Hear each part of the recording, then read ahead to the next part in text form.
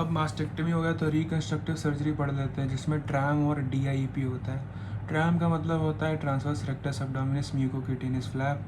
DIEP होता है deep inferior epigastric artery perforator flap. TRAM में होता है, ट्रैम में आ गया basically transverse rectus abdominis myocutaneous flap. M से मतलब हो गया मायोक्यूटेनियस। तो यहाँ पे एलिप्टिकल इंसिजन देते हैं, स्किन फैट और मसल रिमूव करते हैं, increase risk of incisional hernia due to removal of muscle. फिर DIEP में होता है deep inferior epigastric artery perforator flap और या मायोक्यूटेनियस फ्लैप। यहाँ पे भी एलिप्टिकल इंसिजन देते हैं, स्किन और फैट रिमूव करते हैं, मसल यहाँ नहीं है, यहाँ पे आर्टरी है राइट, तो यहाँ पे मसल नहीं है। बेस्ट फ्लैप है, लेस एब्डोमिनल कॉम्प्लिकेशन है as muscle is not removed.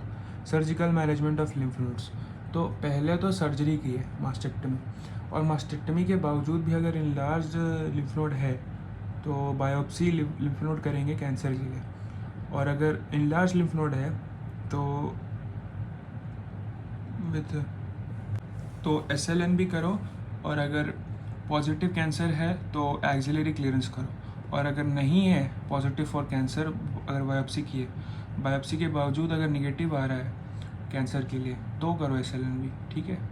अगर patient with enlarge lymph node है और उसमें बायोप्सी की और बायोप्सी में पॉजिटिव आ गया कैंसर के लिए तो एक्सिलरी क्लियरेंस कर दो, और अगर नहीं कर पा रहे हो एक्सिलरी क्लियरेंस और नेगेटिव आ गया बायोप्सी में कैंसर के लिए तो SLN भी करोगे।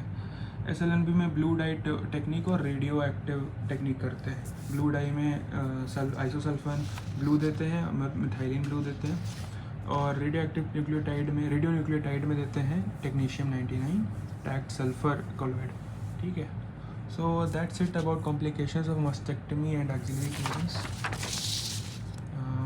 यहाँ पे लोकल रिकरेंस है, तो एक्सटेंसिव लोकल रिकरेंस होगा तो cover chest wall like armour, तो उसको कहते हैं कैंसर इन क्यूरस से। लोकल रिकरेंस हो सकता है कॉम्प्लिकेशन मास्टेक्टमी का, उसको कहते हैं कैंसर इन क्यूरस से। और दूसरा जो अपना पढ़ाई है अपन पोस्ट मास्टेक्टमी एक्सिलरी लिम्फेडिमा, वो स्किन केयर, मसाजेस और स्टॉकिंग्स और एक्सरसाइज करोगे, और उसमें भी अगर रेडिश ब्राउन जो उसका है इस लिम्फेडिमा के कारण जो नोड्यूल्स हैं, तो उसके अगर 10 साल में फिर वो एक सेकेंडरी कैंसर या फिर सेकेंडरी एंजियोकार्सिनोमा बन सकता है। इसको कहते हैं स्ट्यूअर्ट-रेवे सिंड्रोम।